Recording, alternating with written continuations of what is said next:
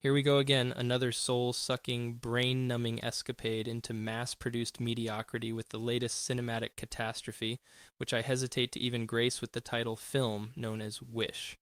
Let's not beat around the bush here. Wish is not just a film, it's an insult. A stinging slap in the face to anyone who has ever picked up a camera with an ounce of artistic integrity. Firstly, the plot, if you can even find it underneath the layers of cliches and recycled story arcs, is a testament to the sheer laziness in Hollywood screenwriting today. We're presented with yet another down on their luck protagonist who finds a magic, insert object here because it's all the same, that grants wishes. Oh, how original. Who could have thought that a wish fulfillment fantasy could go awry? Certainly not the centuries of literature and folklore that have beaten this dead horse into oblivion. Now I know what you're thinking. Surely they must have put a new spin on such a tired concept. You would think so, but no. They regurgitate it without the faintest hint of self-awareness or irony. And the characters, that's a term used as loosely as possible here, walk through scenes with the emotional depth of cardboard cutouts. Our hero, portrayed by an actor who, I can only assume, has compromising photos of the producer, wanders from scene to scene with the range of a teaspoon, every line delivered with the conviction of someone reading the nutritional information off a cereal box. Let's dive into the so-called cinematic moments, shall we?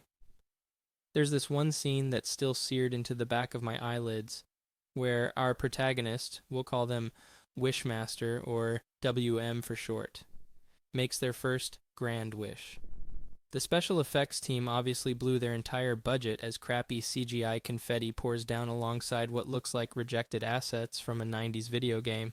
I half expected a giant game over to flash on the screen, which, frankly, I wish had happened to save us from the rest of this excuse for a storyline. The villain, if one can even honor them with that title, is as intimidating as a bowl of overcooked noodles. The kind of character who skulks in the shadows, not due to any sense of menace, but because they're just as embarrassed to be seen in this dumpster fire as I am to be watching it. And let's not get started on the comic relief. I put that in quotes because I'm fairly confident the last time anyone in the writer's room laughed was during some tragic slapstick accident involving an actual script for a decent movie getting shredded by accident. You know, a real tragedy. The camera work, oh, the camera work. It's as if they handed the camera to someone on a pogo stick and said, go nuts.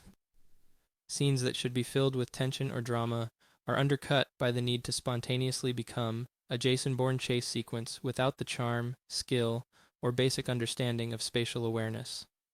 Don't get me started on the film's climax, which is about as climactic as watching paint dry. Scratch that, because at least paint has the decency to stick to one spot and not vomit multiple shades of nonsense at you in rapid-fire succession. In conclusion, Wish is a convoluted mess of tired tropes and lackluster attempts at drama, with a sprinkling of cringe-worthy dialogue and performances so wooden you're liable to get splinters just by watching. It's a monolithic testament to the decline of narrative storytelling in cinema, and a perfect example of why the phrase, be careful what you wish for, has never been more painfully relevant. To think we're living in a world where masterpieces of visual storytelling are shelved for drivel like this is beyond comprehension. It's a sad day for cinema, my friends, a sad day indeed.